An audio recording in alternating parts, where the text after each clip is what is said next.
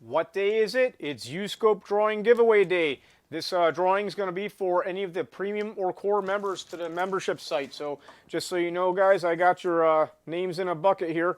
Everybody's names in here. We're going to do the drawing at the end here. Guys, today started out with a 2004 Chevy Tahoe. I got on site and the keys were lost, so I had to pick the lock and then cut a key. And then we had a crank no start situation. Here we had the vehicle cranking and it would not start up. Now the technician had said they didn't have injector pulse. It had a fuel pump put into it, and then when I got there, I'll be honest with you, I just did it the easy way. I got some brake clean, sprayed it down the throttle body. It didn't fire, kick, or anything, so I'm like, well, I don't think we have a fuel issue. I think we have a spark issue. I did get the U-scope out and I did check for injector pulse. Injector pulse was good. At that point, I went ahead and checked for the power at the coil and also the pulse at the coil. But before I got to the pulse, I actually checked the ground at the coil. That is pin A on the 4-wire coil plug on a GM, and that is supposed to be ground. And we had high voltage. I had battery voltage on the ground. So this was a bad ground. It's at G102. I did not actually go ahead and find out where the ground was. I just ran a temporary ground just to see if this thing would fire and run. So we got this ground bypass for right now. We're just back probed into the coil, providing a ground through the body here. It's going to be that G102 down at the bottom or somewhere in between, but we got ourselves a runner. Next up, we had a key problem with a Dodge Charger. Had to go ahead and program a key for it, all set there. After that, we were on to a nice, easy Ford PCM, a used PCM on a Ford Escape, or maybe this was a Mariner. I forget which one was which today, but we programmed that. This still had a misfire on installer number 2. The customer is going to take a look at that and go further. Before 4 of the 6 coil drivers were not being driven, so we'll see what goes on there. Next up, we had a transmission control module in a 2017 Chevy Express. Easy, no problems there. Gravy train, I love it when things go good. After that, we are on to a a Mercury Mariner. This was a Mariner. This is a 2008 Mercury Mariner. And rumor has it, it's had a couple locksmiths looking at it. They can't get the keys to program. When I got there, here's my little tips of insight and wisdom. Listen up. Here's a Ford PATS tip.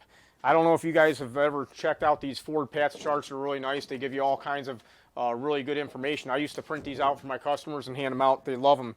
That's the newer one, and this is one of the older ones. Great information. Some of this information is still available on the Ford Motorcraft website. However, they've changed some stuff. It's not quite as good as it used to be. That being said, here's the tip.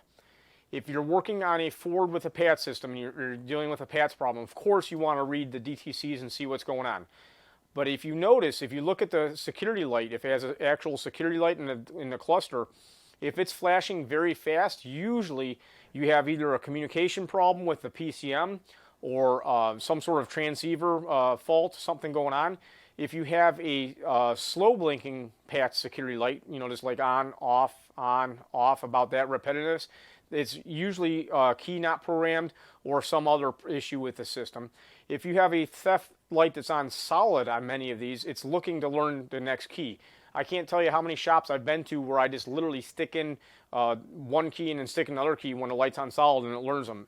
They were almost there. They almost had a programming done. But that wasn't the case today.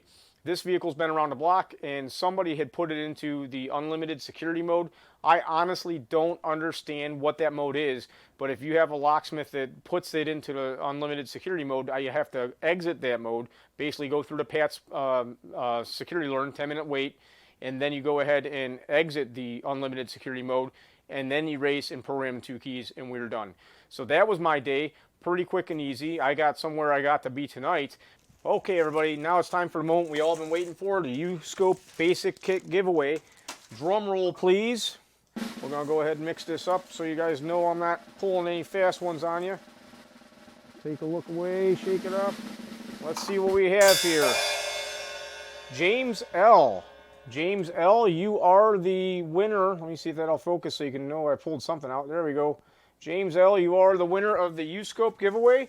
Just want to let you know we'll be shipping it out to you as soon as you send me your mailing address. So James L. won the Uscope.